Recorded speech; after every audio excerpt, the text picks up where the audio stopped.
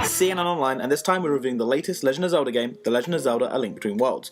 The game is the first Zelda title to hit the Nintendo 2 and 3DS, and is the first top-down Legend of Zelda title in the series since Minish Cap back on the Game Boy Advance. So, without further ado, let's get on to our review of A Link Between Worlds. The Legend of Zelda: A Link Between Worlds starts with Link sleeping in, as he tends to in pretty much every Zelda game. In this game, Link works for the blacksmith, and when he goes to the shop, he is given the task to return a sword to a captain who has accidentally left it behind. As Link goes to hand the sword back, he bumps into the strange and evil Yuga, whose desire is to turn the ancestors of the Seven Sages into paintings. If Yuga is able to turn all of the Seven Sages' ancestors into paintings, a great evil will bestow upon Hyrule. Does Link have the courage to save Hyrule and stop Yuga's evil plan? Let's hope so. A Link Between Worlds gameplay is one of the biggest revamps to the series in a while, and is refreshing and welcoming as a change. Firstly, let us begin with the main part of the gameplay, the overworld. You may feel a tad nostalgic when you start exploring A Link Between Worlds overworld, if you play The Legend of Zelda: A Link to the Past at least, as the overworld is fairly similar. Whilst the majority of the overworld is similar and the dungeons are in the same locations for the most part, the world feels refreshing and new, even if you have played A Link to the Past. Looking similar to A Link to the Past is no coincidence though, as the game is a sequel to A Link to the Past. The overworld is essentially fully accessible as you start the game. That's if you pick up the correct items from the shop to explore areas. This is a great part of the game as it goes back to the classic feel of the series, where you are able to explore a bit more freely. Worry not though, travelling is easy throughout the world, with fast travel between weather vanes, which are also save points, being a feature which is accessible in this game. Items have always been a massive part of the Legend of Zelda series, and past players will know that in every dungeon you will gain a new item and use that item to defeat the dungeon's boss in some sense. While that's now been scrapped as such, items in the game are available after a short period of playing, but not as you'd expect. A little guy by the name of Ravio sets up shop and allows you to rent items for a fairly cheap price, but there is a catch to it. If you have a rental item and you die, you'll drop the rented items, and Ravio's assistant will come and pick them up.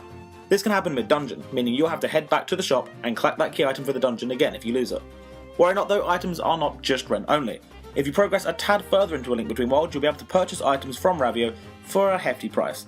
Buying items means that they are yours forever, and if you die, no worries, your items are still with you. The rent and buy system is a brilliant idea which changes the typical Legend of Zelda gameplay, allowing you to pick up an item at any time in the game you want. Talking of items, A Link Between Worlds features the items you know and love from the series, everything from the bow and arrow to the hook shot. The game also adds in a few new items such as the Tornado Rod, a new item which allows Link to float temporarily in the air. As usual, items within the game are a key part to progressing through dungeons and exploring the overworld. One of the new items, or abilities for that matter, is to merge with the wall and turn 2D. The new ability is heavily used within the game, allowing you to cross areas you typically wouldn't be able to with ease.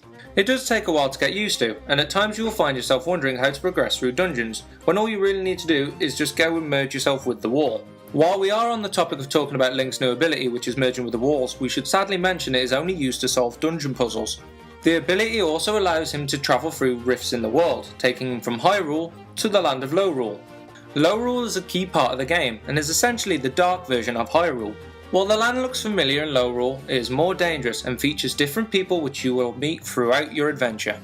There are a ton of collectibles within the game which, if you go out of your way to do, can add several more hours of gameplay. You will have your typical heart containers to collect, which, for those who haven't played a game in the series before, gives you an extra heart on your health bar for every 4 hearts you collect. On top of this, there are several other collectibles which you can collect which gain you items in both Hyrule and Lorule.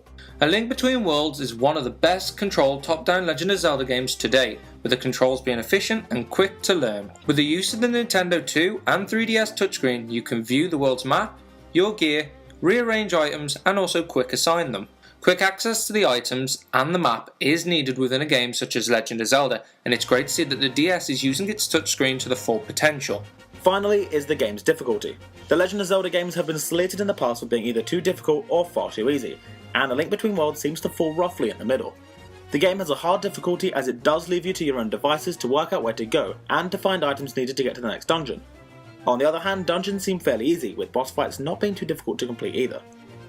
The game does increase in difficulty as you progress, though it seems like the dungeons are a tad on the easy side this time round, which is a shame because difficulty for the rest of the game is a perfect fit for the series. The graphical choice for A Link Between Worlds is a tad mixed. At first it didn't look right, and it took a while to get used to. Though, as you play the game and get used to it, you start to adapt to the style and enjoy the game for its other features. Don't get us wrong, the style isn't terrible, it just isn't as good looking as previous titles, and many fans of the series are of mixed opinions. If you're playing the game on the 3DS, you have the option to play it in 3D, which looks stunning. Throughout cutscenes, it helps to add that sense of depth as you can see the characters moving around, and whilst you are playing in this top-down view, it looks as if you're actually looking upon Link himself. It is one of the first 3DS games in a while where we've actually had the 3DS slider on for most of the game. Music is one of the big things that the Legend of Zelda series is known for, and believe us, A Link Between Worlds is not an exception. The music sounds stunning on the Nintendo 2 and 3DS, with many of the songs being reworks of their original counterparts from A Link to the Past. Whilst fans of the series will find songs they know and love really done brilliantly, new entrants to the series will fall in love with the game's soundtrack as soon as it starts playing.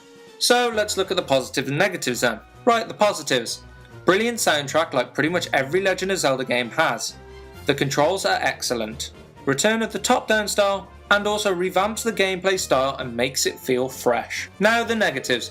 Sadly, the graphical style falls under this, and also the difficulty feels a bit too easy when in dungeons. The Legend of Zelda: A Link Between Worlds may be seen at first as a remake of A Link to the Past, though whilst things are similar, this is nowhere near the case.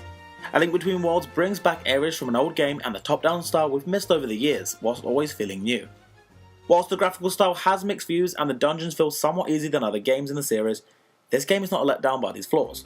A Link Between Worlds has a great story, brilliant soundtrack, excellent controls, and welcomely changes the gameplay enough to refresh the series.